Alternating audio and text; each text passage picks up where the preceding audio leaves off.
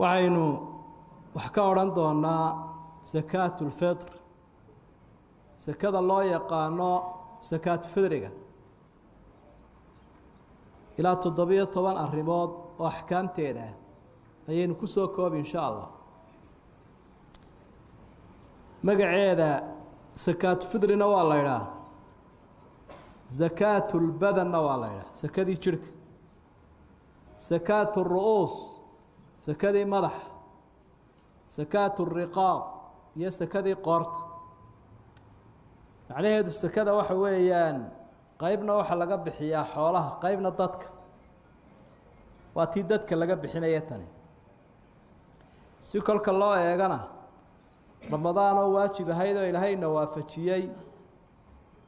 ayaynu sadaqana bixinaynaa salaadna tukanaynaa mahadnaqa oo ciid ah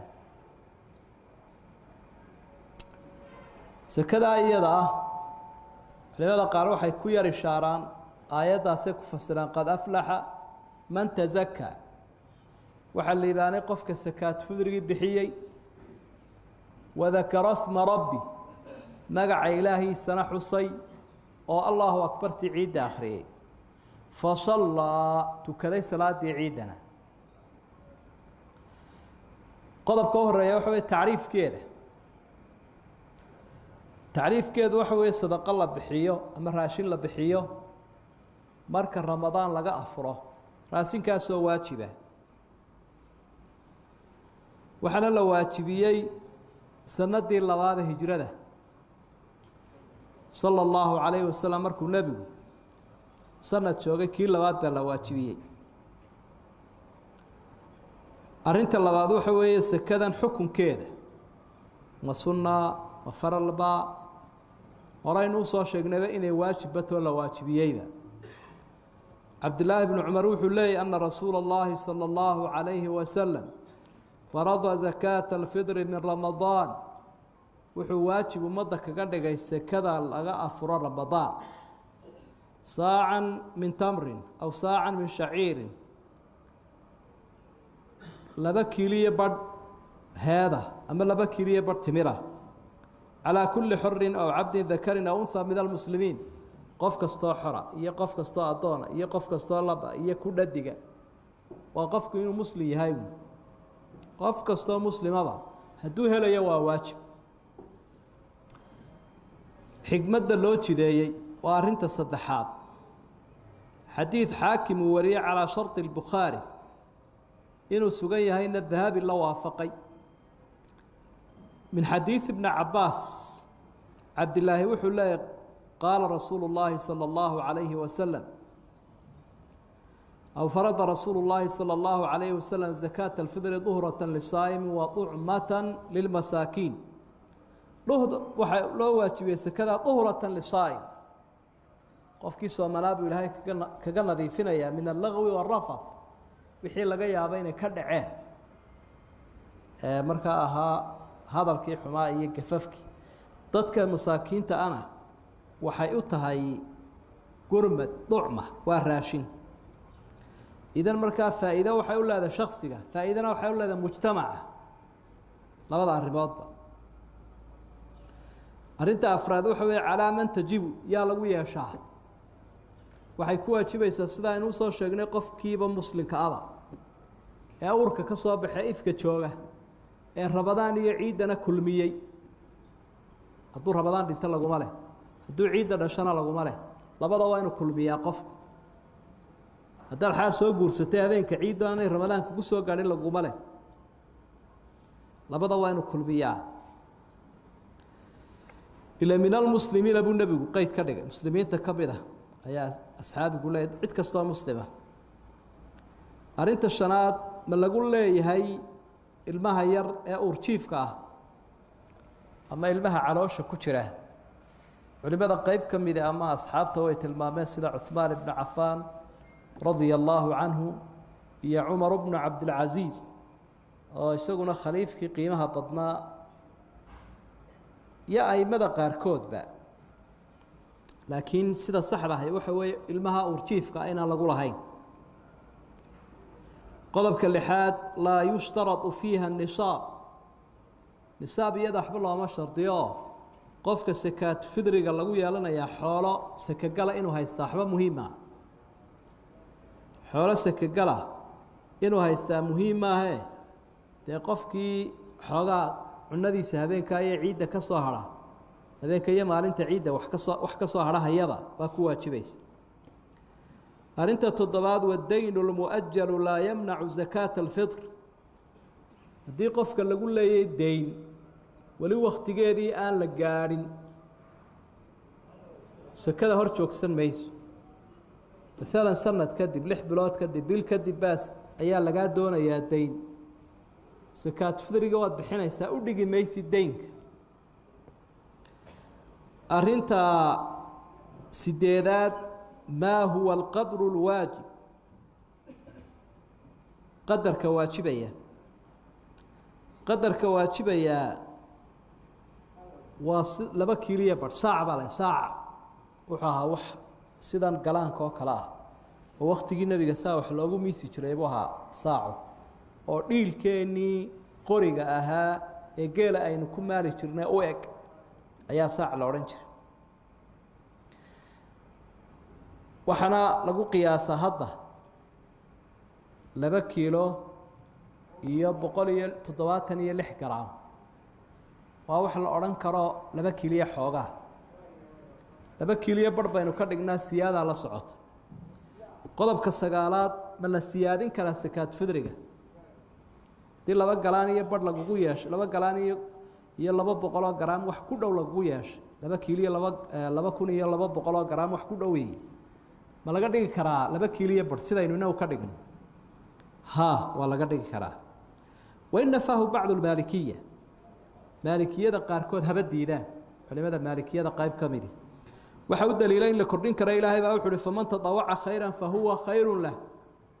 قفك سكذا كردية واجب كي لقوا يا شيء في دي صومك قفك كردية خير بكرة صلاة سكذا حوالها مركو النبي وكجو دوما ينكي نافك وين شلسك يعني wuxuu waanu ka aqbalay ajrina waad leedahay marka lama oranayo waa cibaado lama korin karo waa cibaado maaliya khayr buu qofkani kordhiyay sadaqa sunnah way u noqonaysa oo cibaado maxdiya ma aha waa cibaado maaliya arinta toddobaad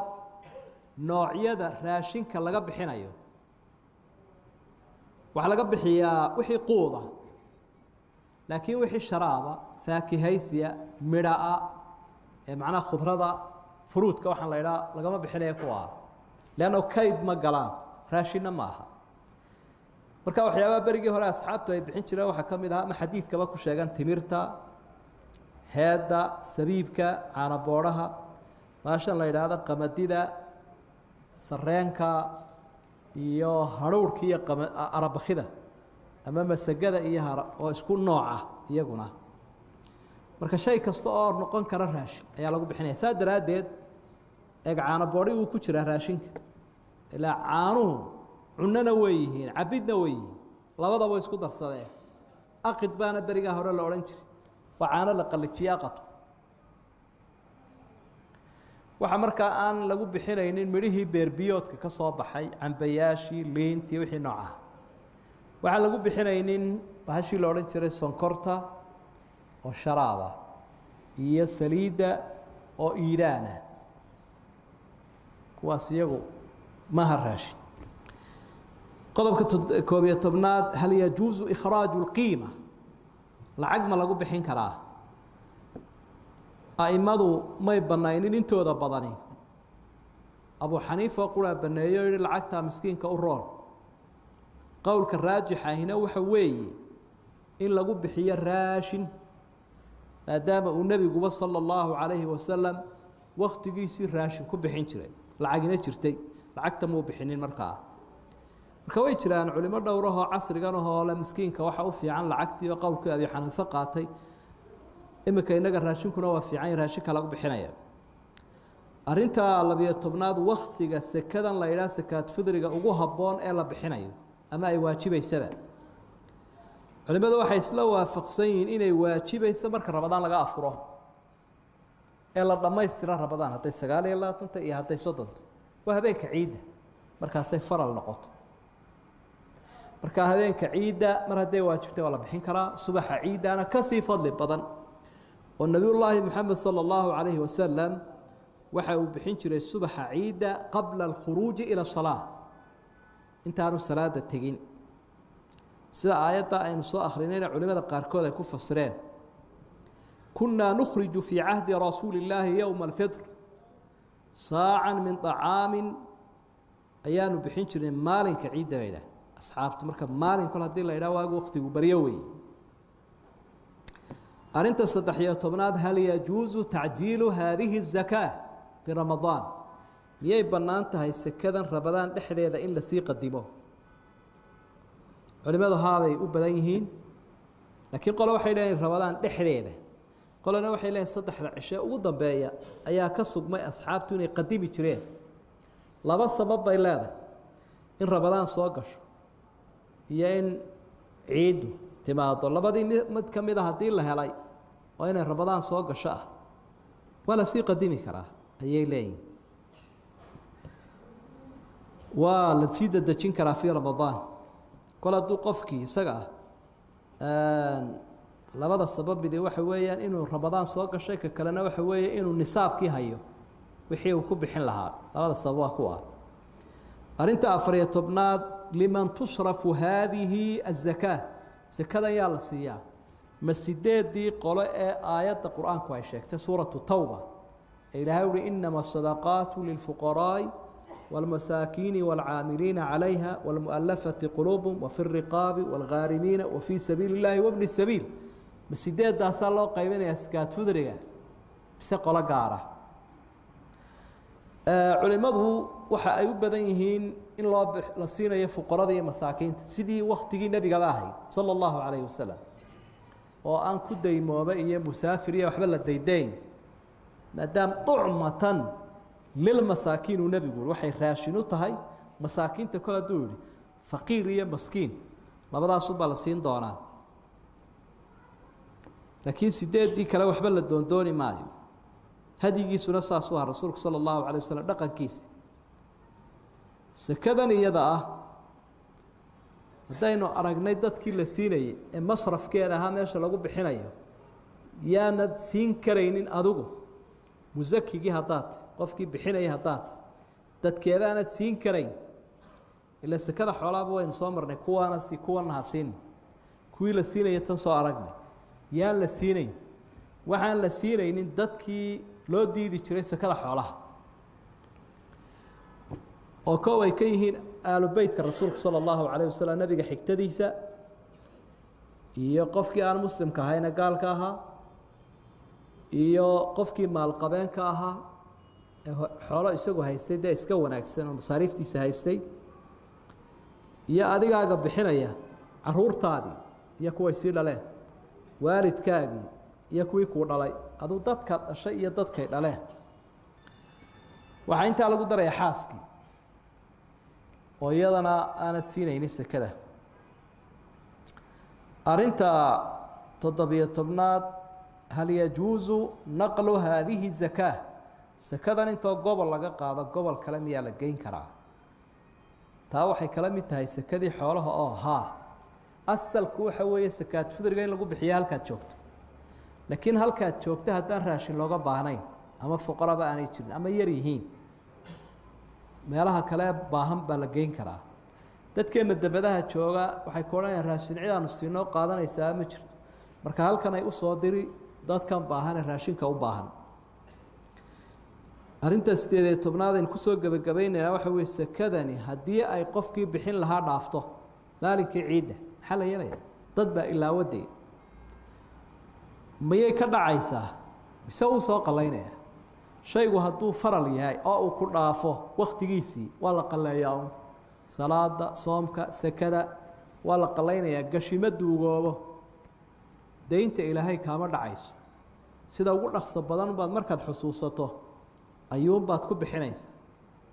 laakiin laba arrimood midna ma jiro oo arrintan ku soo gabagabaynayno mar kale in sakadii oo aan lagugu lahayn aad soo amaahato أنا وحبا يسكو كلفي ميسين السكدي سو أمهات وتلاحظوا والله دتكي وذا بحية أنا قلنا أن سو أمهات سماش يسكتشوش أمهات هو مصيبة أمهات واحد كم يتبلايو إن كلا يسكيل عليه شيطان كلا يسكن نارو كلا النبي قلنا عليه الصلاة والسلام إلهي وحكم قال من المغرم والمأثم دنبي إيه الدين marka iska jeclaysan xoolaha dadka taas waa mid oo ma soo amahanays arinta kale inuu baraarujin leh waxa weeye dad badan baa guryaheena jooga intaad beelinayso bay kugu waajibaysa inta masruufkooda lagu leeyahay ayay kugu waajibaysa dad badan oo wax kula cuno xaafada kula joogo ehelkii asxaabta ama xaaska ehelkeeda haday hayaana way bixin hadii aan hayna dhib ma jiro hadday dhacdo qofku inuu iska bixiyanaas ma noqonayso wax la deedifeeyay sadaqay noqonday ila faral kugu ma yahay mararka qaar kood baa laga yaabaa ehelka haddaad qaar ka reebto inay yiraahdaan annaga waa nala taseeyay ciidibadan nagama leh sakadii ilaahayna laga bixin waa ilan jahligu waa musiibo qofka jaahilka ah wax yarna uu weyneeyaa wax weyna uu yareeyaa marka hadday 10 qof yihiin oo adigu 6 ka mas'uul tahay afarna aanad mas'uul ka ahayn dihaafka bariiska iskaba bixi soo 25 kiilo ma 25 ka iska bixiya ma caydin kana waan idinka bixiyay qalbigu ha wanaagsanaadee